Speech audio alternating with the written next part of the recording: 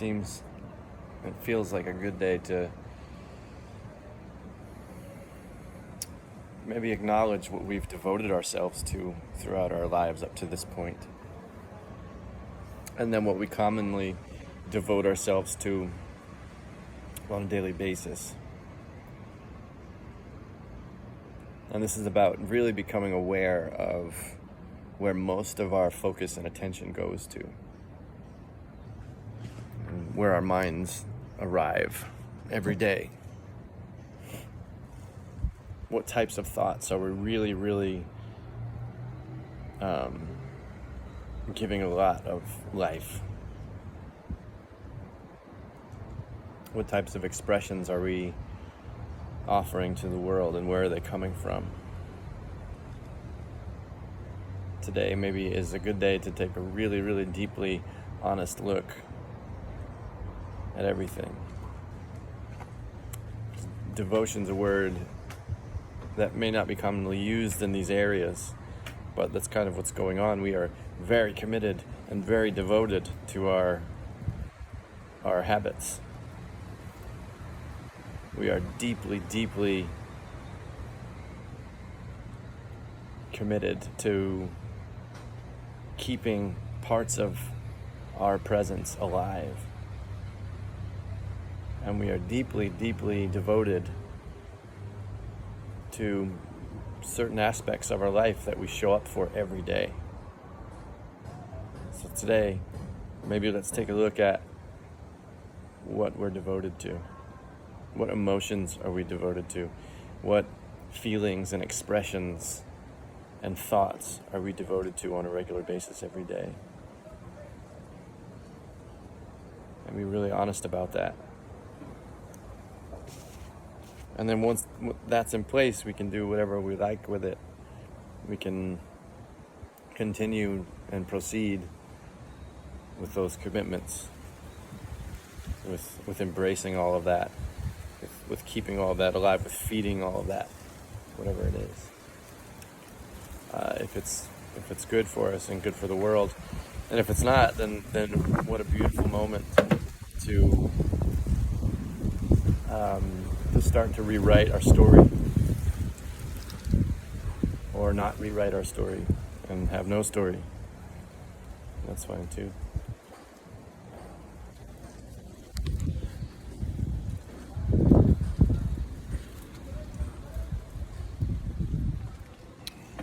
Because this brings up,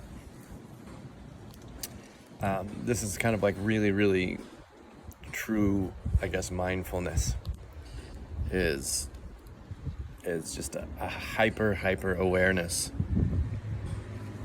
of everything. It's a situational awareness where the activity that's going on in the world that we're a part of and that we witness, we're very much a part of it, but we're very clear in being a part of it and witnessing it and acting within it all. And then in the same way, having that same presence towards all the activity inside, having that same clarity about everything that's going on inside. And it kind of takes you have to take like a moment to declare what's like the most valuable thing, and declare that humble awareness, that clear awareness, is more valuable than whatever beliefs or whatever systems are in place inside our minds, whatever functions are going on in our minds. The awareness of them is the priority. The clarity of perception of everything around us is more important than everything around us, right? So in other words, our presence with everything that's dynamic, with everything that moves, with everything that exists around, that is active in the world and inside of ourselves. The most valuable thing with all of that, this is just what's coming through right now, is first having a clear, pure awareness with all of that stuff. Because it's only from that place that we can really live truly, honestly. And it's from there we can develop an optimal health,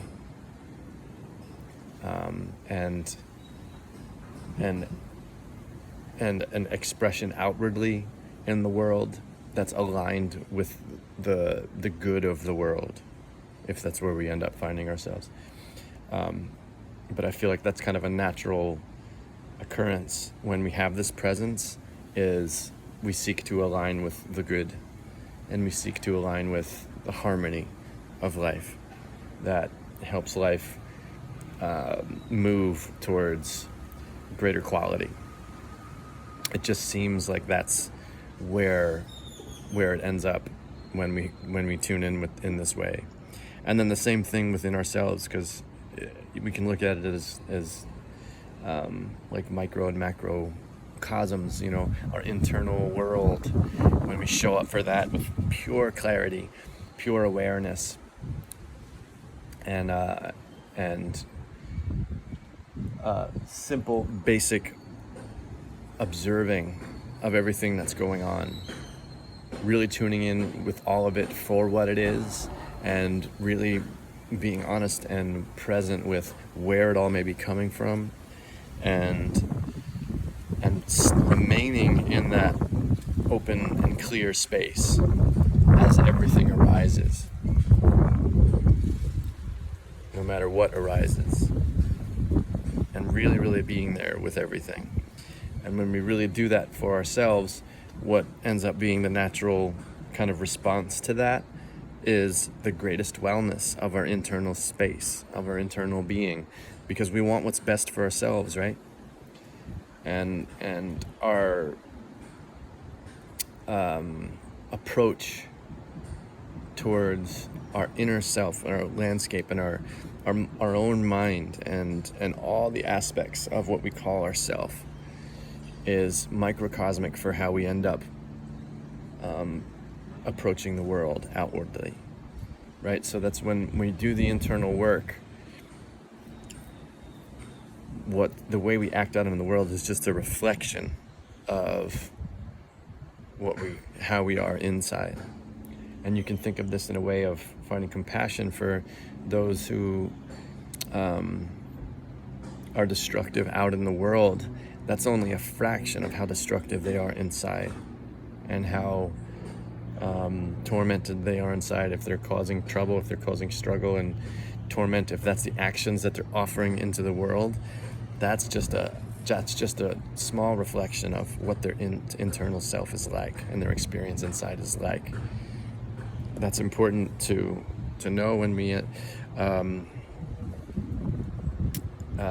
encounter those types of presences. If we can bring ourselves to that space, then we can really shift the world around us and influence the world around us in a really good way.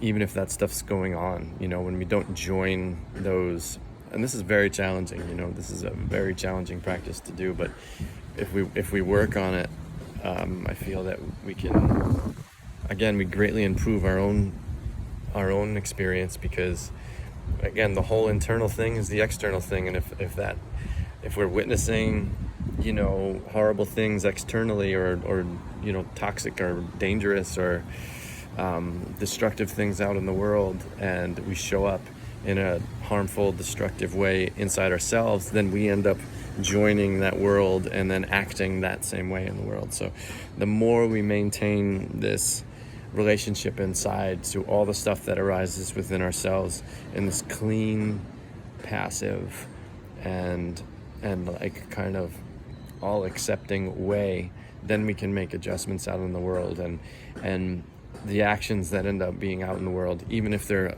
hard, like fiery, energetic actions in the world, they're aligned with the greater good of it. So these are important things to acknowledge. We don't know, and we don't need to even really necessarily like premeditate our actions that we end up performing out in the world. When we really tune into and harmonize with our inner self, then our actions, they just happen, and whatever comes through is what's necessary for the moment, and we can trust that. And again, they may be gentle, kind, passive action, and I feel that the more gentle and kind we are inside, then the more that's going to be outwardly, and it'll still create great shift and great cause without slamming into the destructive world with trying to destroy the destructive world. Maybe sometimes that would be necessary. It's possible that will happen, and that will happen if it is necessary. But our internal experience is really what's most important, and we can trust the actions that come from there. So finding this space of clear awareness and complete honesty with our own inner self, really, really, really, really profoundly open inside, then how we are out in the world can actually shift the world in a great way.